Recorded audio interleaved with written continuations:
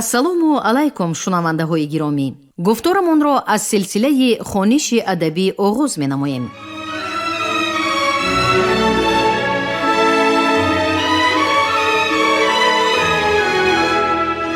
ба таваҷҷӯҳи шумо китоби якуми асосгузори сулҳу ваҳдати миллӣ, пешвои муаззами миллат, президенти ҷумҳурии Тоҷикистон муҳтарам Эмомалӣ Раҳмон забони миллат ҳастии миллат таҳти унвони ба сӯи пояндагӣ дар қироати корманди шоистаи Тоҷикистон Ализода Абдурашид Хоҷампур. гуфтори дуюм.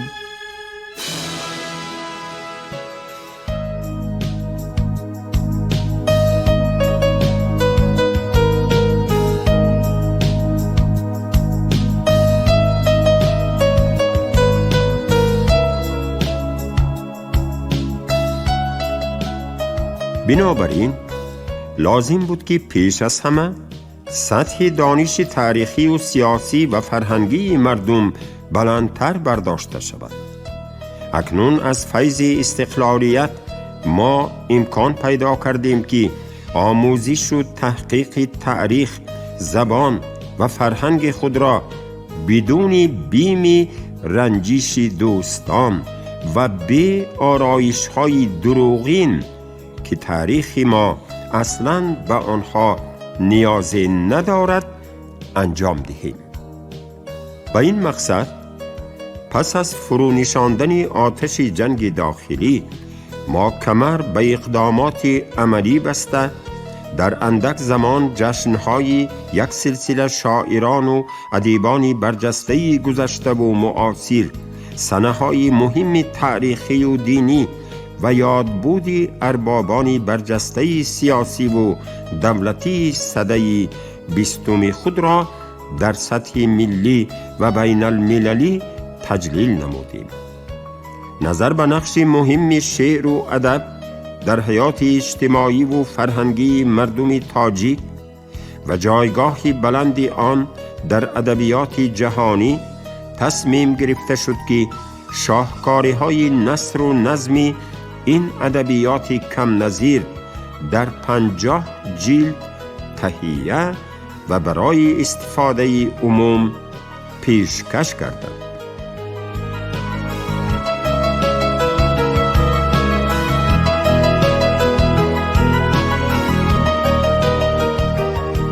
با فرارسیدن استقلالیت و زبان دولتی اعلان شدن زبان تاجیکی، مسئله زبان اهمیت خاص پیدا کرد و به حد مبرم گردید که آن را می توان یکی از پدیده‌های مهم شعور ملی و افکار جمعیتی این سالها نامید. دلیل این گفته‌ها آن است که در تمام این دوره نوی تاریخی، حتی در سخت‌ترین سالهای جنگ داخلی، یکی از منفعت‌هایی که تمام گروه و طبقات جامعه را صرف نظر از تمایلات و سمت‌گیری‌های اجتماعی و سیاسی و هم می‌پیوست مسئله زبان بود. این یگانه موردی بود که حزب و حرکت‌های مختلف نسبت به آن هم فکر و هم عقیده بوده منفعت ملی را از آرمان‌های گروهی و هدف‌های زودگذری حزبی و ایدئولوژی خود بالاتر می‌گذاشتند.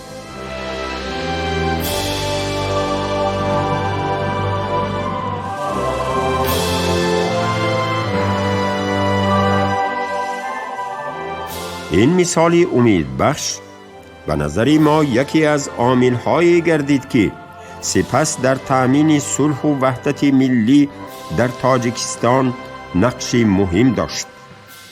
ولی همچنان که ما در ساحه‌های دیگری حیات اجتماعی و سیاسی و اقتصادی گرفتار مشکلات بودیم، در عرصه زبان نیز دشواری و وظیفه‌های ما کمتر از آن نبودند. از جمله زبان ما گذشته از مشکلات به اصطلاح داخلی مستقیما به دو زبان مقتدر جهان، روسی و انگلیسی، روبرو شده، چنان که می‌بینیم در این پیکار اساساً در حالت دفاع قرار دارد. اگر در چنین وضع زبان دستگیری و پشتیبانی عاقلانه پیدا نکند، محال است که از این ورطه سالم به در آمده اصالت تاریخی خویش را همچون زبانی مستقل و کارگر حفظ کند. البته این چنین معنا ندارد که ما باید دروازه ها را بروی زبان های دیگر بندیم. این کار غیر طبیعی و هم امکان ناپذیر است، زیرا زبان ها از ابتدای پیدایش خود همیشه با هم رابطه داشتند و تا جهان هست و زبان هست این روند همچنان ادامه خواهد یافت.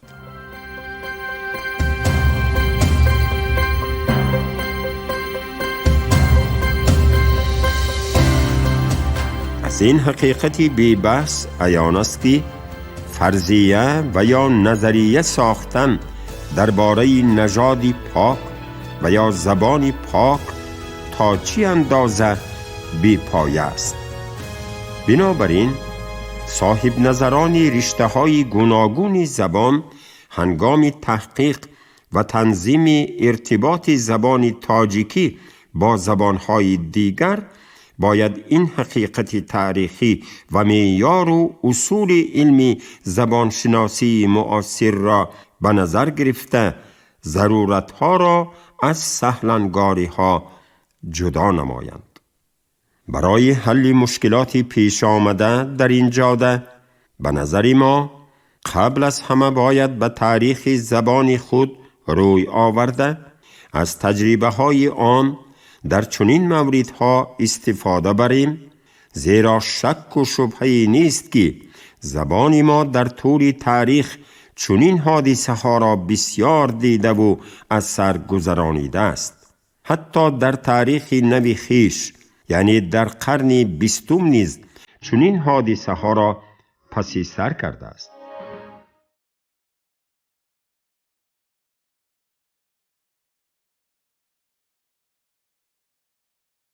مثلا سالهای 20-30 قرن گذشته وقتی که مسئله زبان ادبی تاجیکی و راه‌های ساده و عامه فهم کردن آن در شرایط تاریخی نو به میان آمد، عاید به این مسئله پس از مشورت و مذاکره‌های تیز و تند و جلسه‌های طولانی قرار و دستورهای دخلدار قبول گردید. صرف نظر از نارسایی‌ها و عامه‌گرایی‌های خاص دوران، این قرار و تصمیمات تا پایان عمر نظام شوروی رعایت می‌شد و کار مکتب و مطبوعات و علم و دانش را تنظیم می‌کرد. مردم می‌دانست چطور باید نویسد و داوران هم می‌دانستند چگونه باید داوری کنند.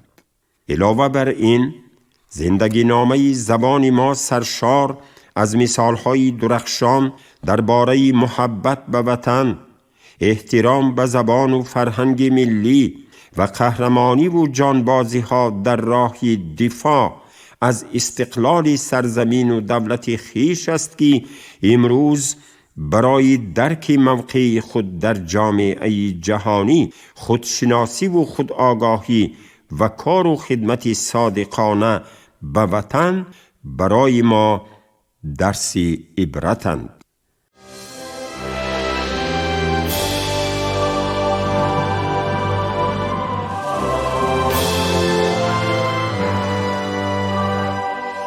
زبان در مجموع یک قسمتی مهم و یا به عبارت دیگر یک بخش نگارنده تاریخ خلق ما بوده، آینه است که در آن راه دور و دراز طی کرده خلق تاجیک با همه شیب و فراز آن انعکاس یافته است.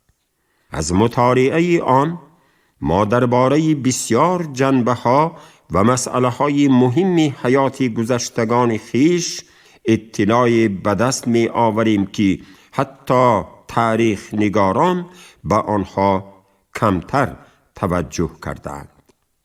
مثلا از روی ذخیره واژگان و اصطلاحات زبان ما می توانیم با باوری درباره پیشرفت و یا ضعف و سستی یگان ساحه حیاتی اجتماعی و اقتصادی در دوره‌های مختلف قضاوت کنیم. از جانب دیگر زبان منبعی بسیار معتمد برای آموزش تاریخ و فرهنگ و تمدن ما می باشد. در آن عقیده و موقع شخصی نقشی مؤثری ندارد و تاریخ خالص، راستین و محصول دست جمعی ملت و علامت خاص آن بوده واقعیت حیات جامعه را همچنان که هست بدون آرایش و اصلاح انعکاس می کند.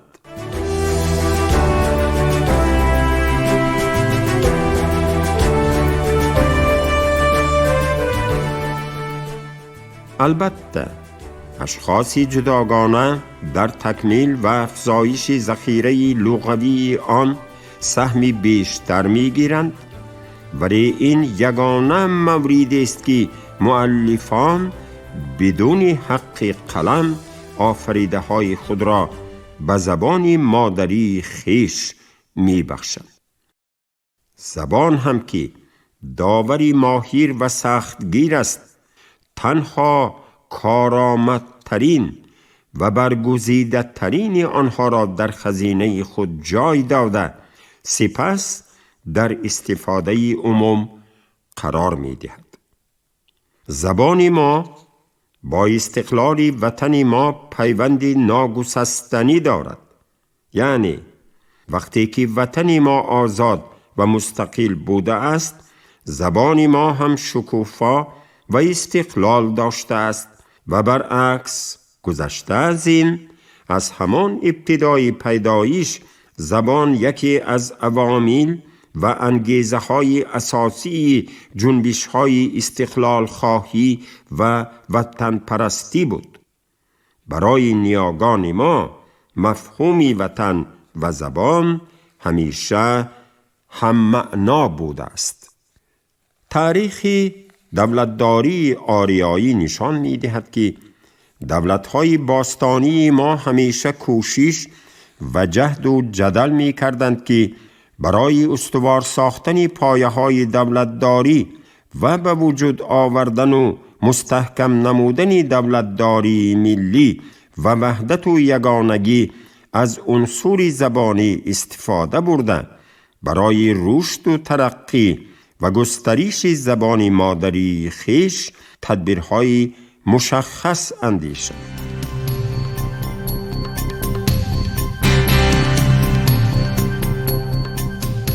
اگر به دوره‌های دوری تاریخ زبان خود نظر کنیم، می‌بینیم که گذشتگان ما برای رونق و اعتبار و انکشاف زبان خود چه فداکاری و چه کوشش‌های به خرج دادند تا زبان مادری خویش را به پایه زبان رسمی دولتی برآوردند. هخامنشیان که در تاریخ بشر فرهنگ و تمدن آنها کم نظیر است، زبان مادری خود را در برابر زبانهای قدرتمند و با نفوذ آن زمان ایلامی و آشوری به حیث زبان دولتی خود استفاده می بردند. آنها نام خط و زبان خود را آریایی خواندند.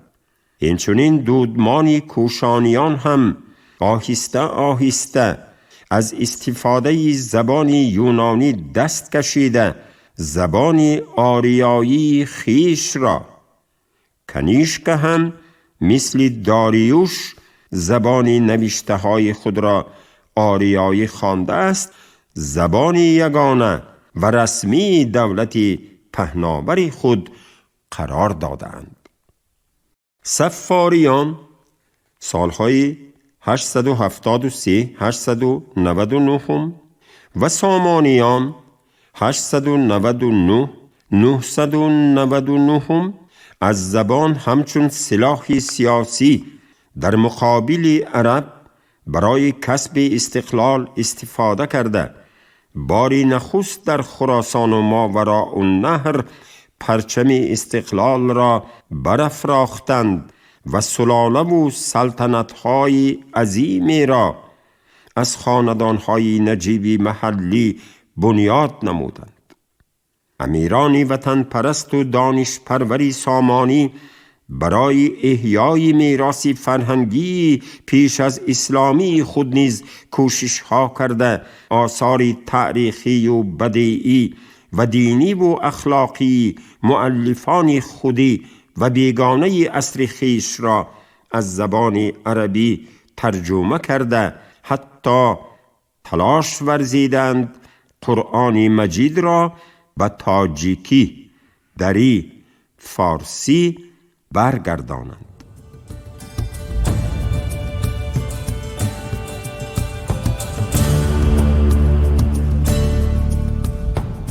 در نتیجه چنین سیاست ملی نخستین آثار به زبان تاجیکی، دری، فارسی پیدا شده. بزرگترین پیشوایان این زبان و ادبیات ابو عبدالله رودکی، ابوالقاسم فردوسی و برجسته ترین عالمان عصرهای میانه چون ابو ریحان بیرونی، ابن سینا، ناصر خسرو و پیروان و شاگردان آنها معروف ترین آثار علمی آن دوره را به زبان مادری خویش نوشتند. و یا زمانی که شاعری رازدان و بلند فکر حکیم فردوسی پریشانی و زوال دولت سامانیان را حس کرد، به جمع آوری و حفظ حکایات، داستانها و رسم و آیین گذشتگان پرداخت و بزرگترین داستان حماسی جهان، شاهنامه را آفرید. پس از سقوط سامانیان و از دست دادن استقلال دولتی، زبان تاجیکی نیز به تدریج استقلالیت خود را از دست داد. هرچند این زبان در دستگاه حاکمان نو مقامی زبان ادبی و سیاسی را داشت، اما در این دربارهای بیگانه آهسته آهسته به زبانهای قبیله‌های گوناگونی حاکم در منطقه مخلوط شده، در بسیار مورد تراوت و زیبایی و جوش و خروشی زایندگی خود را از دست داد.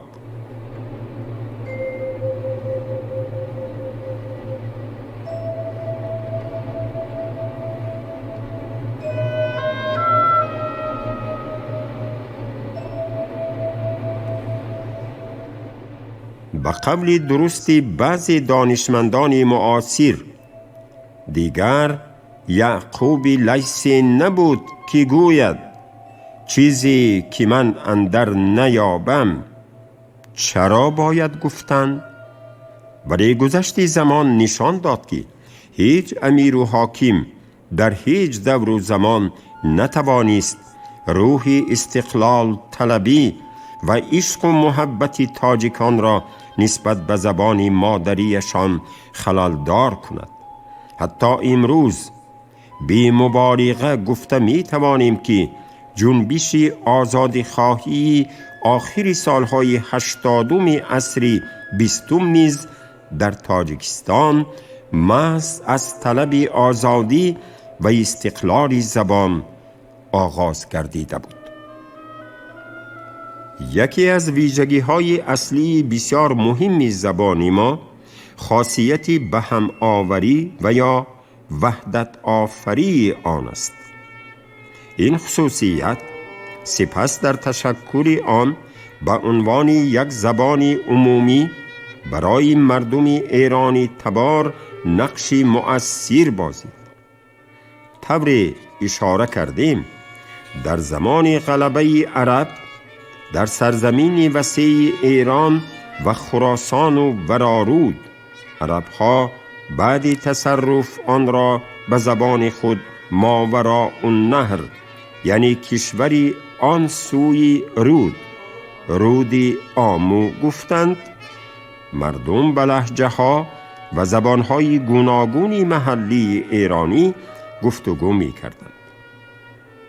تدریجاً زیر تأثیر عامل‌های مختلف اجتماعی و اقتصادی یکی از شاخه‌های قوی‌تر و غنی‌تر آنها لهجه‌ها و گویش‌های به هم نزدیک و خویشاوندی نسبتاً ضعیف‌تر را در اطراف خود متحد کرده برای همه آن قوم‌ها زبان رسمی گردید. بالاتر از این روند نه تنها لهجه و زبانها بلکه قوم‌های هم نژاد و خویشاوند را در اطراف یک زبان عمومی، زبانی که برای هیچ کدام این قوم‌ها بیگانه نبود، جمع آورده زمینه را برای پدید آمدن زبان ادبی توانا و تشکل ملت یگانه و واحد مهیا ساخت. صفت دیگری زبان ما توانایی و رقابت پذیری آن است. وقتی که زبان عربی همپای فتوحات و گستریش اسلام در یک قسمت بزرگ جهان فاتحانه قدم زده، زبان بسیار دولت‌های مقتدر دنیای قدیم به مانند زبان محلی اسپانیا، لهجه‌های رمنی سیسیلیا، زبان‌های بربری ساحل‌های افریقای شمالی، زبان قبطی مصر، زبان و گویش‌های آرامی سوریه، فلسطین، عراق و غیره را از فهرست زبان‌های جهان نابود می‌کرد، مهم آن است که زبان‌های در حال تشکل و حتی بی خط ایرانی مردم خراسان و ماوراءالنهر را فرو برده نتوانست.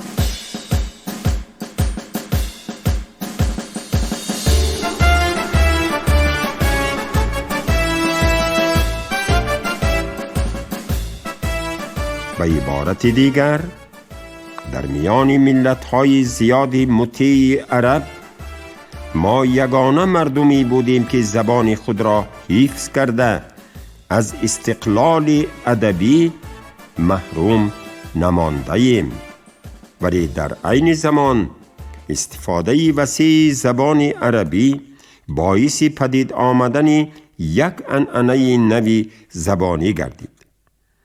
تا آن دوره بیشتر اهالی خراسان و ماوراءالنهر به گویش‌ها و زبان‌های خویشاوند و یا به هم نزدیک گفتگو کرده به هر حال همدیگر را می‌فهمیدند.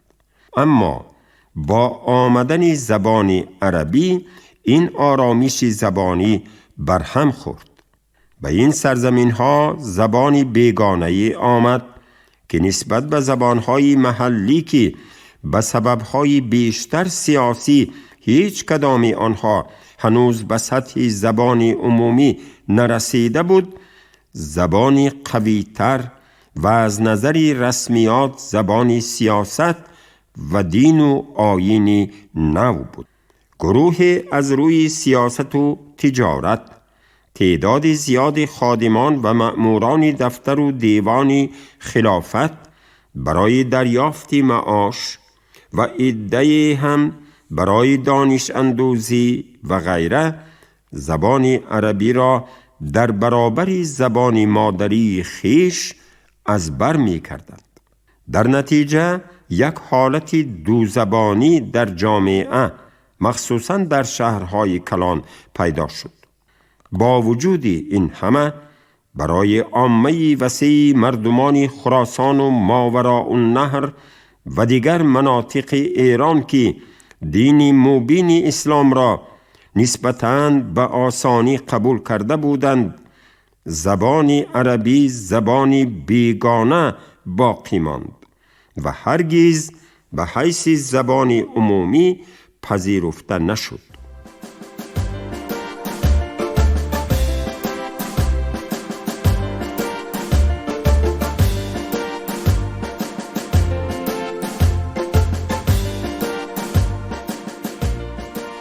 برعکس، زبانهای خرد و بزرگی پراکنده در میان مردمان ایرانی تبار این منطقه نه تنها به زبان عربی مقاومت کردند، بلکه دیری نگذشته به یکی از شاخاب‌های قوی‌تری خویشاوند خود پیوسته و یا در آن حل و هضم شده زایندرودی پرمرواریدی را با نام زبان شیوای تاجیکی دری فارسی تشکیل نمودند که تا امروز با همان جوش و خروش روان است.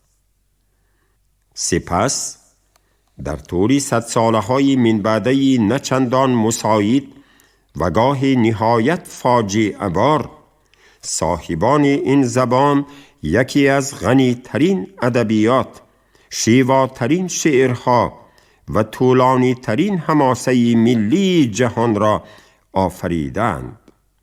از جهت مقدار، رنگارنگی موضوع، وسعت اندیشه، مطالب حکیمانه و غیره نیز آن در دنیا کم نظیر است. همچنین باید گفت که نفوذ و توانایی این زبان به حدی بود که نه تنها در حوزه علم و فرهنگ بلکه در سیاست و دولتداری نیز هیچ زبانی دیگر با وی رقابت کردن نتوانست و قوم و ملت‌های مختلفی که عصرها در این سرزمین حکمرانی کردند آن را نه تنها همچون زبان علم و فرهنگ بلکه به حیث زبان سیاست و دولت و دربارهای خود پذیرفتند.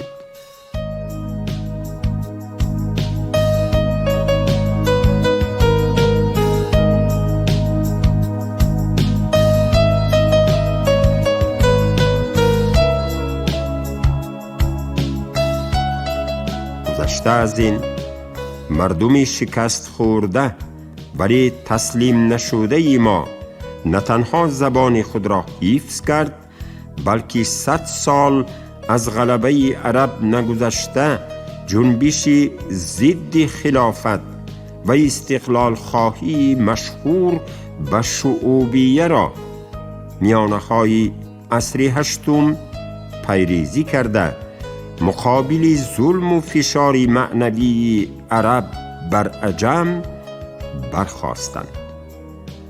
سازمان دهندگان و پیشوایان این جنبش مانند ابن مقفع 722 759 لاحقی وفاتش در حدود سال 815 هم، بشار ابن برد 714 784 ابو نواس 757 814 و دیگران ایرانی تبار بودند. مثلا نام اصلی ابن مقفع روزبه پسری دادویه بود که پس از قبول اسلام نام عبدالله را گرفت و در تاریخ با تخلص ابن مقفع معروف شد. بشار ابن برد شاعری نابینا از اهل تخارستان و ابو نواس از میانی طبقه فقیر برخاسته مادرش ایرانی تبار بود.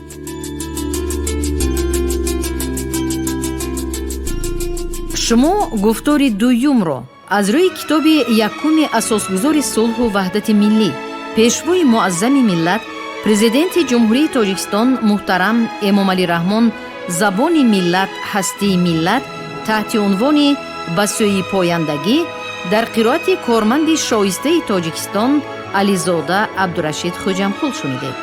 کارگردان شیرعلی نزلی، صدابردار نگینه خیرالله. پایان گفتار از سلسله خوانش ادبی.